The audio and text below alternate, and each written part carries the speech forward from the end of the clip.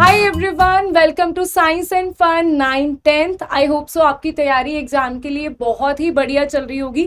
Exam को सिर्फ 30 days रह गए हैं, 1 महीना रह गया है। तो हम ऐसी कौन सी हैबिट्स को अडेप्ट कर सकते हैं जिसकी वजह से हमारे स्कोर और भी ज़्यादा लेवल अप हो जाए। तो बहुत ही सिंपल सी आपको 5 हैबिट्स अडेप्ट करनी है, बहुत ईजी चीज़ें अडेप्ट करनी है जिससे आपके मार्क्स, अगर आप अभी 80% वाले हो तो आप जंप होके 90+ स्कोर कर सकते हो। तो देखते हैं ऐसी कौन कौन सी हैबिट्स है। First habit is biological clock. ठीक है, आपको अपना बायोलॉजिकल क्लॉक का क्या मतलब है? देखो, रिसर्च के अकॉर्डिंग ये चीज पता करवाई गई कि अगर हम एक पर्टिकुलर टाइम पे रोज उस काम को कर रहे हैं तो हमारी एफिशिएंसी इंक्रीज हो जाती है उस काम को करने के लिए। तो अगर हम एक काम करें, अगर हमारा एग्जाम है 9:30 पे, तो हम अगर रोज ही मॉक टेस्ट सॉल्व करें 9:30 के बीच में, 9:30 to 12:30 के बीच में आप रोज ही एक सैंपल पेपर, एक मॉक टेस्ट को सॉल्व करते हो, तो आपके ब्रेन को हैबिट हो जाएगी रोज उस एफिशिएंसी में वर्क करने की। आप अपनी प्रोडक्टिविटी को इंक्रीज कर सकते हो उस पर्टिकुलर 3 आवर्स के स्लॉट में। इसीलिए मेरी आपको ये एडवाइस रहेगी, आप रात को मॉक टेस्ट ना सॉल्व करें, आप दिन में मॉक टेस्ट को सॉल्व करें उस टाइम पे जिस टाइम पे आप फाइनल बोर्ड एग्जाम्स को दोगे। राइट, सो और इसके लिए और एक चीज बहुत ही ज्यादा जरूरी है, दैट इज स्लीप शेड्यूल। आपको अपनी स्लीप शेड्यूल सेट करना है। ऐसा नहीं कि अभी से आपको क्या करना है, अपनी हैबिट उस अकॉर्डिंग बना लेनी है कि सुबह 7:30 8:30 बजे आपको उठ जाया करना है। कई बच्चे अभी 12 बजे तक सोते रहते हैं, तो क्या होता है, वही ब्रेन को हैबिट हो जाती है, उस टाइम पे ब्रेन को आदत हो जाती है सोने की। तो जब आप एग्जाम में जाओगे आपको बहुत मुश्किल हो जाएगी अपने ब्रेन को एक्टिवेट करने में। सो आपको अपना स्लीप शेड्यूल जो है बिल्कुल सेट करना है। किसके लिए? ताकि आप एग्जाम में और भी ज्यादा एफिशिएंटली अपने ब्रेन को यूज कर पाओ।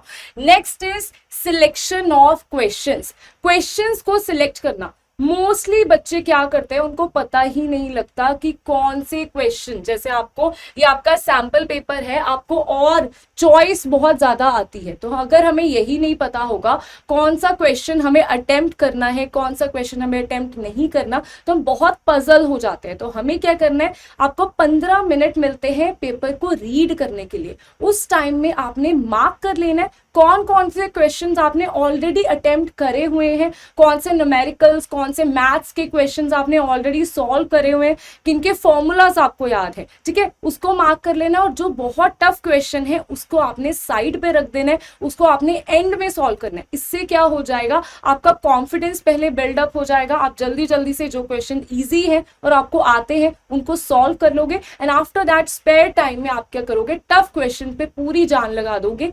एंड मोस्ट प्रोबेबली क्या हो जाएगा, आपके टफ क्वेश्चंस भी सॉल्व होने शुरू हो जाएंगे, क्योंकि आपका कॉन्फिडेंस बहुत बिल्डअप हो जाएगा कि मेरा मोस्टली 80% एग्जाम तो हो चुका है, अभी 20% ही टफ होते हैं उसमें, तो 20% भी आप इजीली सॉल्व कर लोगे। नेक्स्ट बच्चा आता है प्रेजेंटेशन ऑफ आंसर।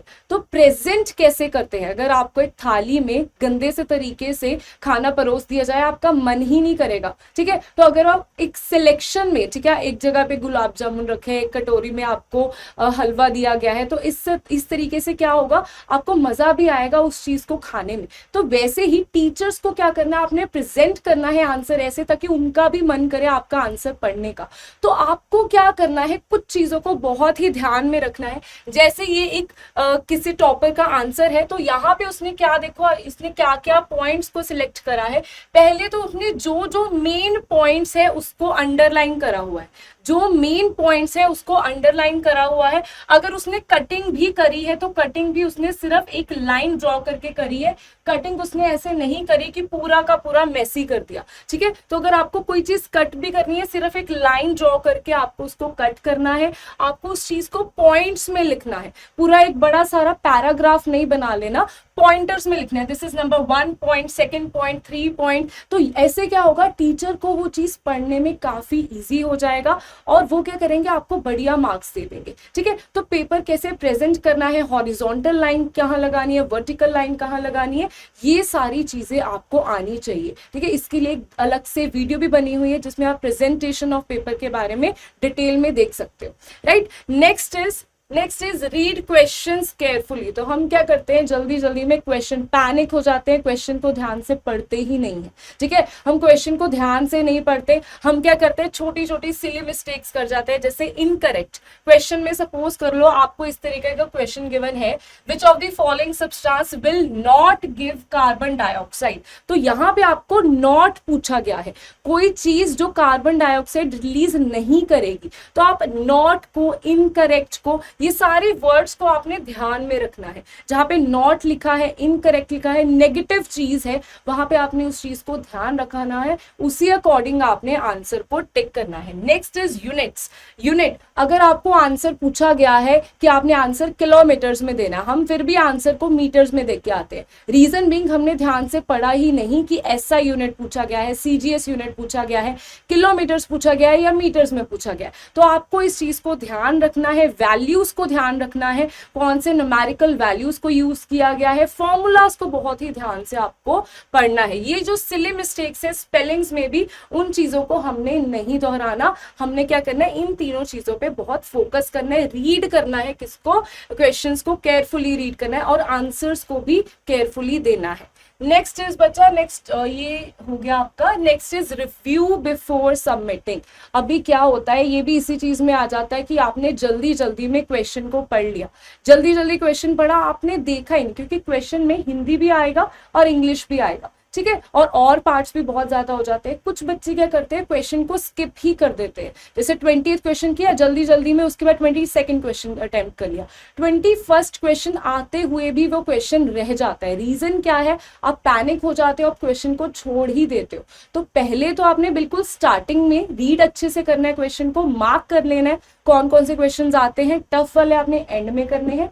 लेकिन सारा एग्जाम होने के बाद, सारे आंसर शीट फिल होने के बाद, जब आपके पास 5 मिनट रह जाते हैं, वहां पे आपने देखना है क्या आपने नंबरिंग सही करी है, जो आंसर आपने लिखा है उसका नंबर सही है, क्योंकि आप क्वेश्चंस तो लिख नहीं रहे, तो आपको नंबरिंग सही करनी है। और ये भी देखना है कहीं कोई क्वेश्चन छूट तो नहीं गया। अगर आप इन 5 हैबिट्स को अडाप्ट कर लेते हो, इन 5 हैबिट्स को आपने डेली फॉलो करना है, डेली मॉक टेस्ट को सॉल्व करना है। बाकी जो मैंने 4 पॉइंट्स बोले हैं, उन 4 पॉइंट्स को दिमाग में रखते हुए आपने अपने मॉक टेस्ट को डेली सॉल्व करना है। उसके बाद अपने मॉक टेस्ट के करेक्ट आंसर्स को देखना है, खुद अपनी आंसर शीट को रिव्यू करना है। इस तरीके से आप एक टीचर के माइंडसेट से देख पाओगे और अपने में और ज्यादा अच्छे क्वालिटी से आप आंसर को प्रेजेंट कर पाओगे। सो गाइज, इन 5 तरीकों से आप अपने मार्क्स को और भी ज्यादा इंप्रूव कर सकते हो। All the very best for your exam. Keep learning, keep smiling.